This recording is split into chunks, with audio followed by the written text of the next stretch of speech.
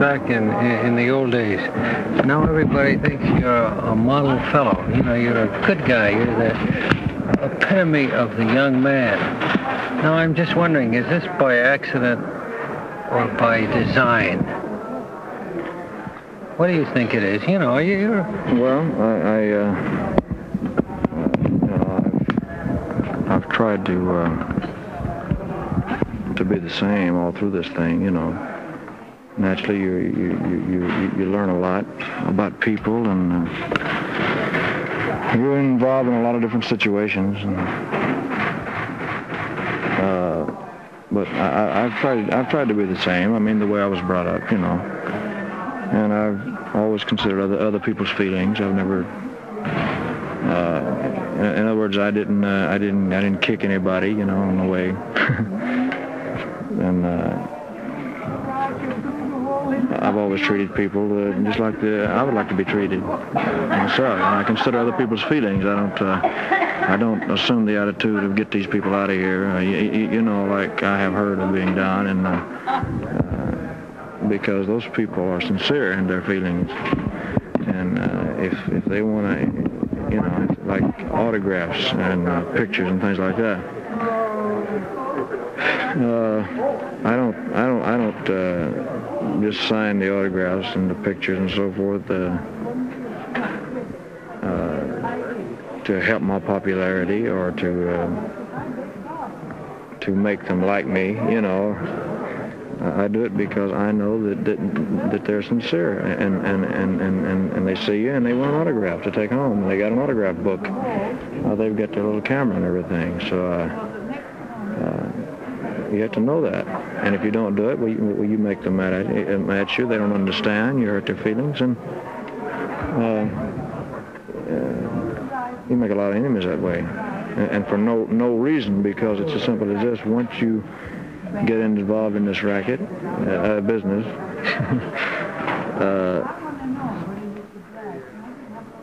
your life is public, really. Regardless of what anybody says about my private life is my own. Well, it is to a certain extent. I mean, everybody has to have a certain amount of privacy, but once you get involved in this business and you're doing a public service, you're trying to entertain people, your life is not your own, really, because people are going to want to know what you're doing, where you are, what you wear, what you eat. These things are natural, or, you know, normal. And you have to consider that. You have to consider that these people are sincere. They don't know the kind of life you lead. They don't know what kind of person you are. And so I try to remember that. That's all. It's simple. It's no problem. It's no big effort that I put forth. You know, I don't have any plans or anything. I just act on my own initiative. This is the way I feel that is the right way, like I have everything else. And thank God I've been pretty fortunate. I haven't made any, you know, bad decisions. Everything. But just the way I was brought up, you know, my surroundings, my mother and my father and the whole family were always considerate of other people's feelings, you know. Yeah, that Gladys she was a sweet woman. I got some great pictures of you two. I think I'll make a setup, send them to you. Good. She really was a sweet woman. Yes, she was. Really liked her. I think she was, you know, calm and underplayed everything, but really sweet underneath it all. It's funny, she never really wanted anything, you know, so anything fancy. She just stayed the same all the way through the whole thing. I wish, you know, there's a lot of things happened since she passed away that I wish she could have been around to see. It would have made her very happy and very proud. But that's life. I can't help it. You know, about 6 years ago, Elvis, the girls loved you because the girls always, you know, love you. Goddamn big mistake kid for you. Let's face it. But the guys hated you, I guess. Out of sheer own jealousy, you know. I think people hate anybody who's getting away, you know, well, when it comes to them, but I was talking to the Colonel this morning about it, and the image has changed, you know? The guys like you now, or if they don't like you, they certainly don't dislike you. You know, it's kind of like the thing Gable had going for him. All the dames loved him, and all the guys liked him, you know? Now, this has been a change, because the guys used to, you know, hate you. But now they like you. And of course, the dames love you. How do you think that came to be? Do you think it was the Army stint? It contributed a lot to it, probably. It's pretty hard for me to analyze it because I don't know, really. But I would say the Army had a lot to do with it. And also the fact that there's never anything about my, you know, being an egomaniac or thinking that I'm a lover or a ladies' man or something like that. Because it's amusing. It's a compliment to me, but it's amusing, you know. And I've never looked or thought of myself as being a lady killer or anything like that, you know. And I've never shown it that I know of. I've never tried to, you know. So I guess the fellas over a period of time just, you know, they figure, well, he's taking it all with a grain of salt. And Elvis, what do you think of yourself as? I beg your pardon? What do you think of yourself as? You mean as an entertainer or as an individual or what? Both. Well, I can sum it up fairly easily. I have a lot that I'd like to do, a lot that I'd like to accomplish in time, but I feel that it takes time to accomplish certain things. You can't What would you like to overstep your bound. I'd like to improve in an awful lot of ways, you know, especially in the entertainment business. Well, you know, for one thing, the acting thing, and naturally I try to get better songs and sing a little better, things like that.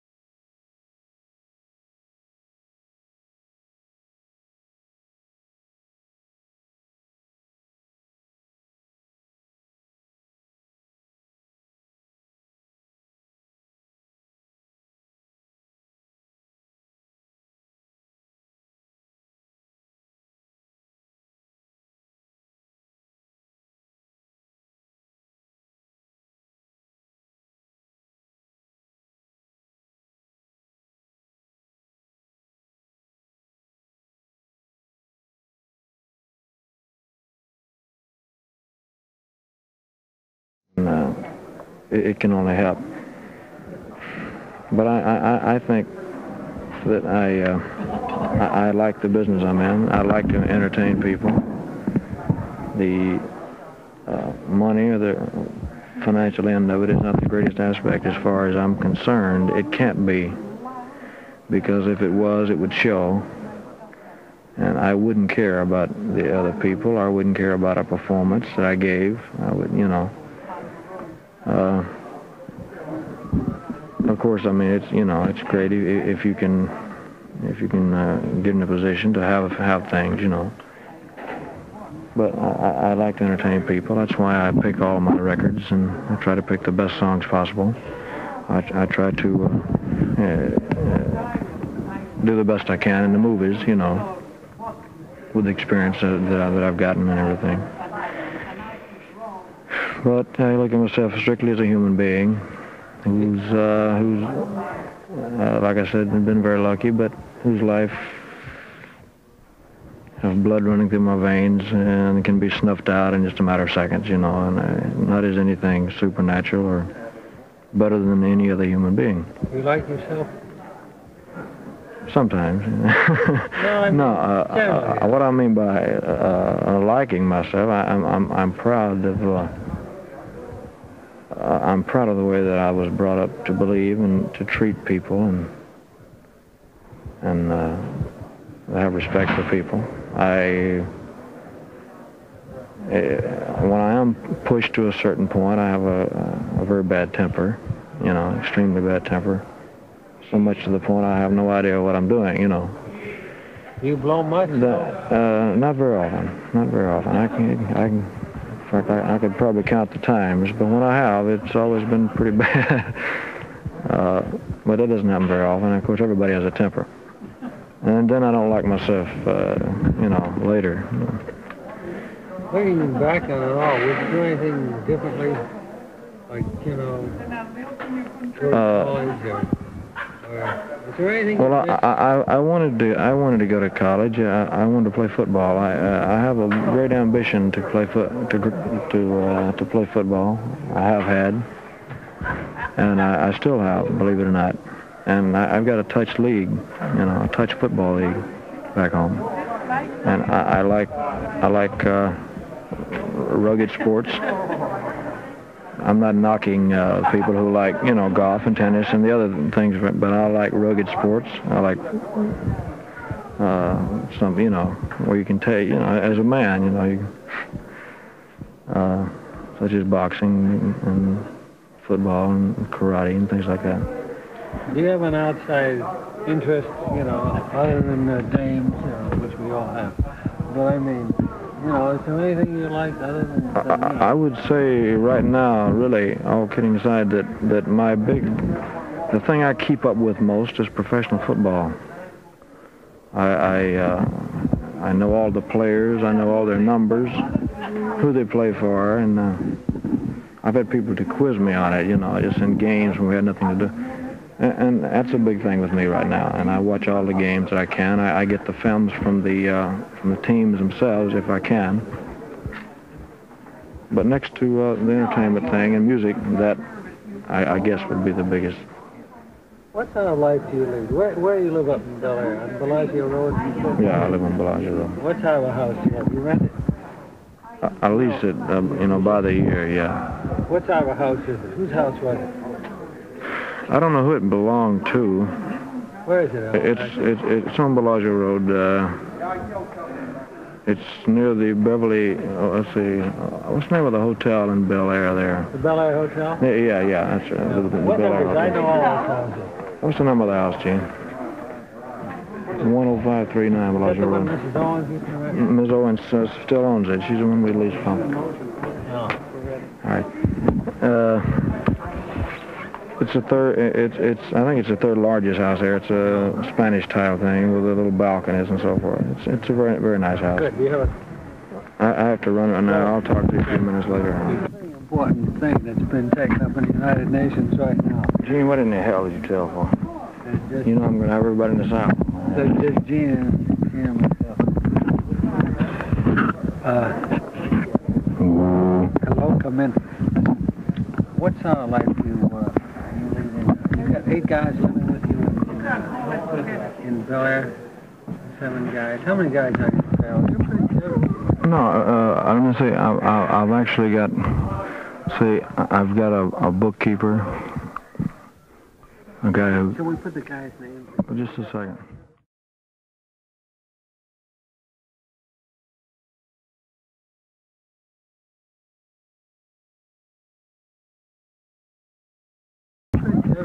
No, I'm going to say I've actually got, I've got a bookkeeper, a guy who... Can we put the guy's name? Just a second. Sure, you can. Why not? I have a bookkeeper. His name is Joe Esposito. He's from Chicago, and he I met him in the Army. He was a bookkeeper before. And then Gene, who takes care of the cars, the maintenance of the car, you know, the maintaining of the cars, and... Can we put him above the high yellow? No. And another boy, Alan Fortas. He's from Memphis, Tennessee. Fortas, Alan, Alan Fortas. And another guy named Ray. Ray Sitton, Sitton. I've actually only got 5 guys, you know. And they take care. He and Billy, who's my little cousin. He's a little guy, and he had to quit school early.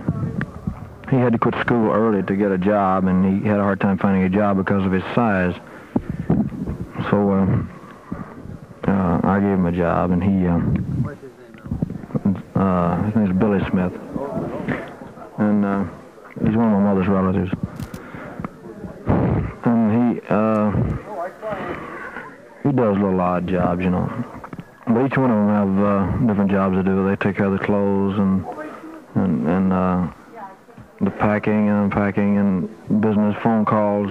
They answer fan mail and things like that. And for the companionship of traveling, you know, I couldn't travel alone. But it's actually only 5.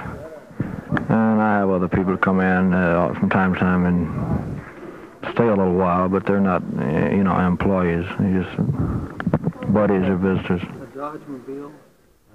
Yeah, it's a Dodge mobile homes trailer, like a trailer that we travel in. That and a Chrysler station wagon. That's what we go back and forth across country in.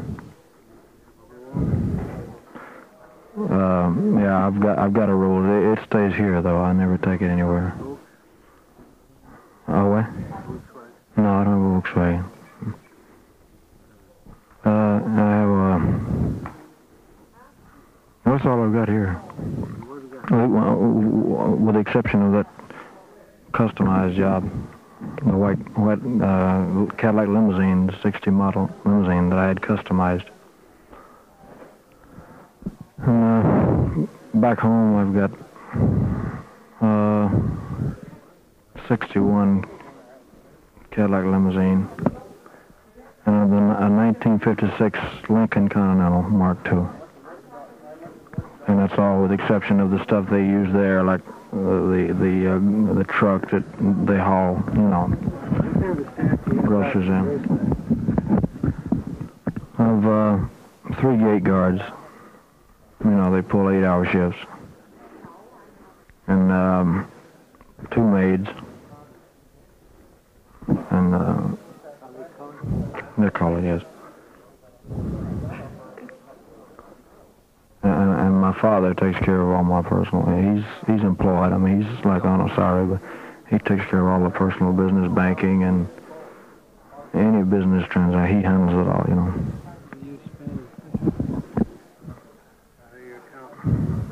Spain and Fisher, the accountants, yeah. They have quite a job, you know. Have you bought anything other than Graceland? I bought some 10 acres right across the street from Graceland not too long ago. There was a lady that, well, we tried to buy it one time before because it's in a good spot. It's right near a shopping center. And we tried to buy it, and the lady didn't want to sell it at the time, and then all of a sudden she needed money, and so we bought that. But that's all right now. You have any time to read? Oh, I read quite a bit. I don't read any, you know, I'm going to tell you what I do. I mean, very few people know it. But I keep up with modern medicine, medical science, medical discoveries, different diseases. Nobody knows that, and I've been doing it for a long, long time, you know. I get doctor's handbooks, the PDR, which is a physician's desk reference. And it's pretty interesting. It's pretty interesting because at one time when I got out of school, I thought I wanted to be a doctor or something in the medical profession. That's what I thought I wanted to be, but I didn't have money to go to college.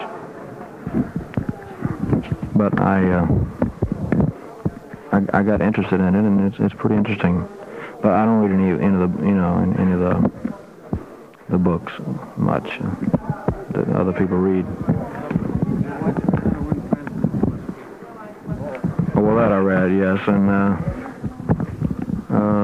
I read a lot of philosophy and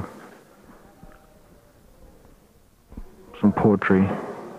Have you ever heard of a book called Leaves of Gold? Oh, honey. It's by different people. It's different men's philosophy on life and death and everything else.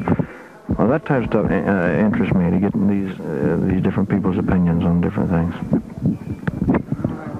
You probably dated a powerful girl. I would. Have you come to any conclusions about women generally? Not. You'll be 28 in January. Well, Daddy was when you got married. I can only answer you by saying I'd like to get married. I'd like to have a family, but it's true. It's definitely true. Well, it's a normal thing to do. I mean, who wants to grow old and be alone? You know what I mean? You're never going to be alone. I must tell you what Elvis told me. All right. It's too sweet for us in English language. Stay safe. There you go. Come on around. Well, that may be true. That may be true, but I can't say it's not. But they are. It's pretty lonely when you. You're never lonely. You know, there you got like 7,000 dames up there. Yeah, but still, they can't live with you all the time, and there are times when you have to be alone in a room, and you need somebody with you. But I mean, I'm in no big hurry. I have June. Thanks. You got a call. Go ahead. But I'd like to someday. But I mean, I'm in no big rush. I can't be. I have to take it easy and know for sure. You know what I mean? You have to do it all over again. Would you do anything differently? No, I don't think so. Do you think dating as many girls as well as you want?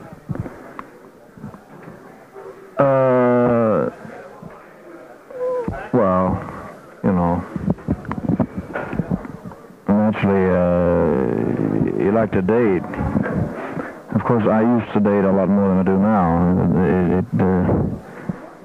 I think the older you get, I think yeah, right, and the more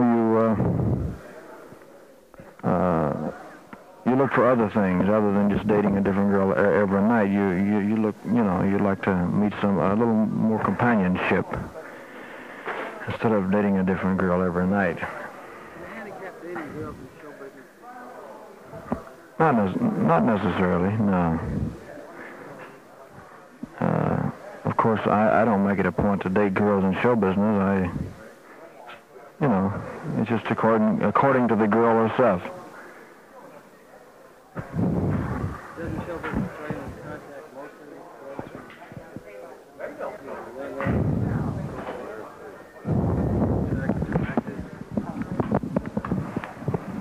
Well, it's a pretty tough. I mean, I can answer you, but it's.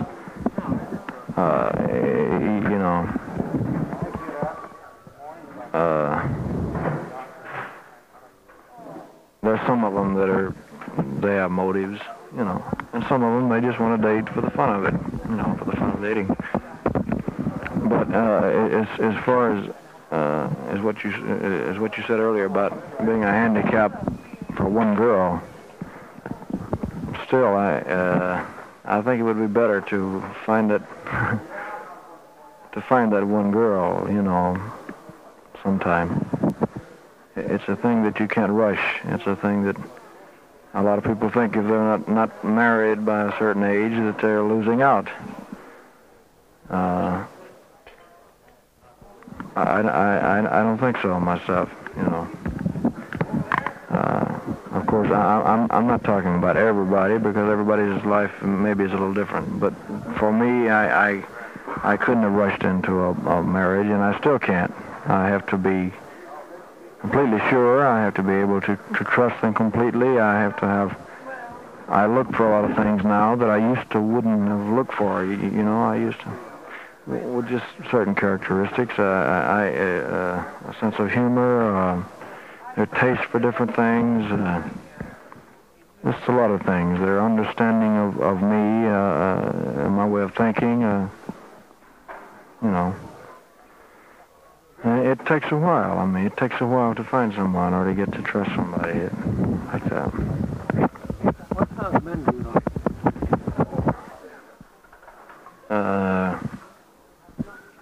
I've never really thought about it. You know, That's right, it's a good question. There are men who they don't. In so many words, they're not phony. There are men who knock you behind your back, and then they're your buddy to your face. You know what I mean?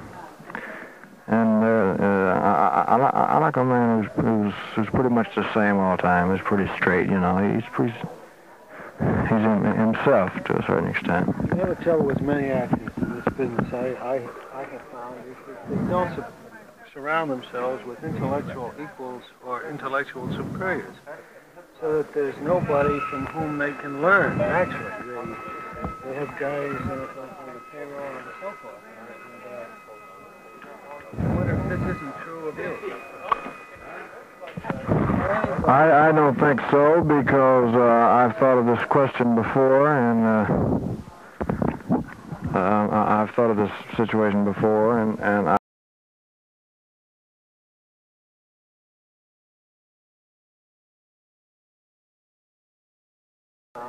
they don't surround themselves with intellectual equals or intellectual superiors, so that there's nobody from whom they can learn, actually. They have guys on the payroll and so forth.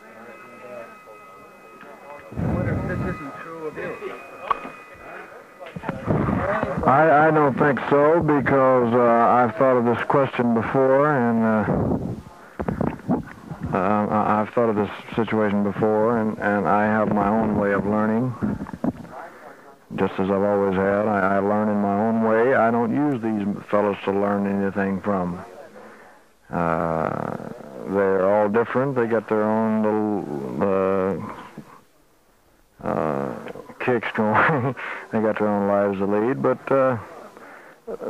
they're not dummies by no means. And I don't have them around because they're idiots. They're pretty smart boys, and they've learned a lot just being around this industry and around traveling. But now you can surround yourself with intellectuals or people of your so-called equal, and you can have dissension. You can be jealous of, you know, there can be a jealousy there, and that's bad. The only thing you can learn there is to become bitter and envy and everything else. Well, I have my own way of learning, and I learn from people. I learn from the people I work with. I learn from everyday life itself, being connected with a lot of different people. But now my private and personal life, I mean, I'm not trying to impress anybody by having a group of intellectuals around. It's not that I'm knocking but now you can be fooled by having a group of people around you think you're learning something from, and you're not learning a damn thing. You're not benefiting anything from it. That's it. So you're. I don't think I'm making a mistake in that way. I have had this said to me before. Don't make the mistake. I had a girl to say to me one night, don't make the mistake, Elvis, of surrounding yourself with people you can't learn something from. And the girl never caught it, but I got up and walked away from her. I smiled and walked away. I never said a word, but in so many words I was saying, I can't learn nothing from you. So, you know, and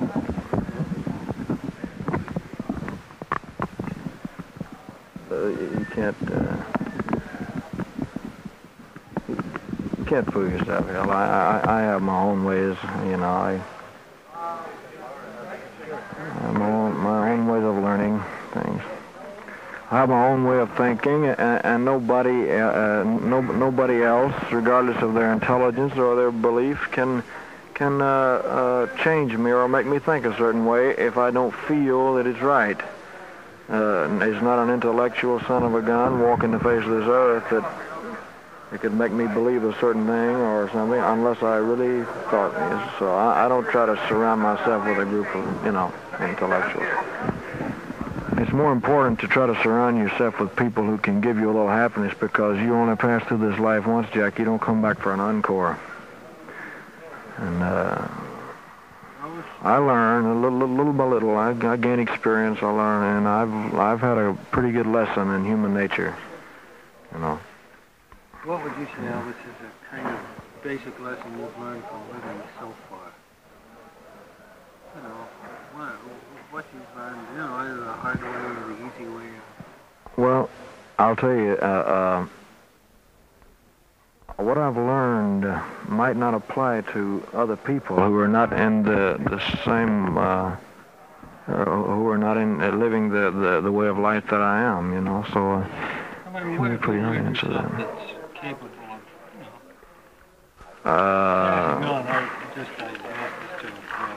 Well, because of my age now, and the things that I've been through, the people and the situations that I've been exposed to, I've learned a lot about people, about life, about situations. It's been very beneficial to me, in that I have been able to help a few other people. And I have seen people in so many different situations. To give an example, a woman going through the change of life thinks she's the only one who's going through the change of life, or ever has. And it becomes to work on her mentally, you know, that she thinks she's the only one, there's never been anybody else. Suppose you were if you know, and if you've seen other people, and if you know it's a normal phase of life that everybody goes through, and like a lot of girls around the ages of between the age of 18, 22, 23, 24, a lot of them, if they're not married by then, they go through it seems as though that some of them go through a stage of uncertainty. They're searching for something, and they don't really know what it is, you know, because a girl has reached a lot of maturity at that age, more so than a man. And they're searching for something, and a lot of them are miserable, and they're lonely, and they're depressed a lot, and they try different things. They go to other cities, and that don't work out, and then they want to go home, and then this and that. Would you like to go into TV? Well, I wouldn't like to stay in the same vein. I mean, I wouldn't like to be at a standstill. You know what I mean? I'd like to progress. I'd like to do a lot of things, but I realize that it takes time. You can't bite off more than you can chew in this racket. You can't go out of your your limitations. You have to know your capabilities, you know. Like, I have people to say to me all the time, why don't you do an artistic picture? Why don't you do this picture and that picture? Why don't you do something? Well, that's fine, but I would like to. I'd like to do something someday where I feel that I've really done a good job, you know, as an actor in a certain type role.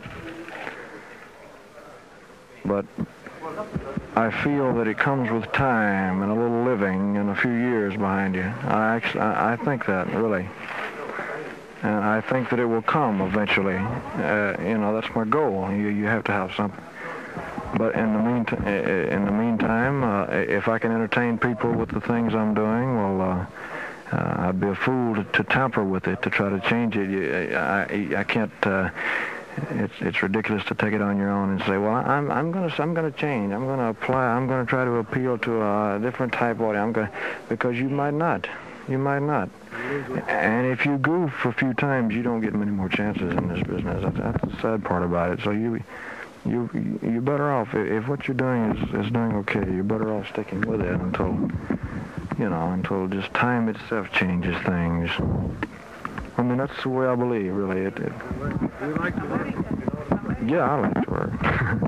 I like to have a little time off, too, where I don't have to do anything, which I've had very little of since I've been out of the Army, but these obligations and things I had to do. You know, I had them. Well, you take good care of yourself. You're, what are you, 170 now? 174. I know. Girls are hell of a fat, too. I see it. But do you watch your food? Do you watch your diet? Yeah, How do you do that? What, you eat health foods? I eat health foods and just try to use a little willpower and don't stuff, you know. Because in this, you know, in this business, especially and the movies, and the movies and everything, weight can be very bad for you. It can you know. You smoke? You smoke much? Oh yeah, but I don't inhale. You know, I don't even know how to inhale. It's just something to do with my hands, really. It's kind of a. How about instead of biting my fingernails, you're a pretty nervous fellow.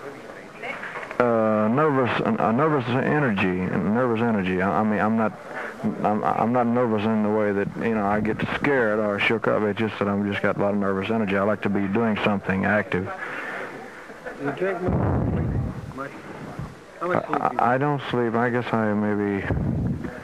I get 4 hours a night, something like that, if I'm lucky. And I don't drink at all, any alcohol. Oh yeah, that puts a belly on you. If you had to entertain now with the guitar, would you do it any differently? If I had to entertain with one? Yeah, well, I mean, if, you know, when you're playing with the guitar, would you still swirl hips or do it differently? I would do exactly what I feel or what I felt. I wouldn't. I wouldn't make it a point to do something, do a certain thing. I've got to do just like I've always done, and going by impulse and just what I feel on the spur of the moment. That's the only way I can operate. You feel it changed much? As an entertainer or as a person? Well, naturally, I was 19 years old when I started out. So you get a little older, you learn a little more. You see things a little differently. You see people a little differently. You know, the usual things. This is the last question that we want to play. If you were Paul and you had a son, you know, which I had, and you had to give him one lesson. Dad, listen, I want to tell you something about living, you know, all right. You know, just think for a minute, it might take a minute. What would you tell him? Just one thing. If I had a son? Yeah, that you've learned, what would you tell him? Well, not having a son or not having a child or not knowing what it's like, I don't know exactly. But I think my biggest thing would be consideration for other people. The thing I was talking about, consideration for other people's feelings. Because in doing that, you can keep yourself from becoming hardened and hard, you know, therefore making you, I think, a better human being.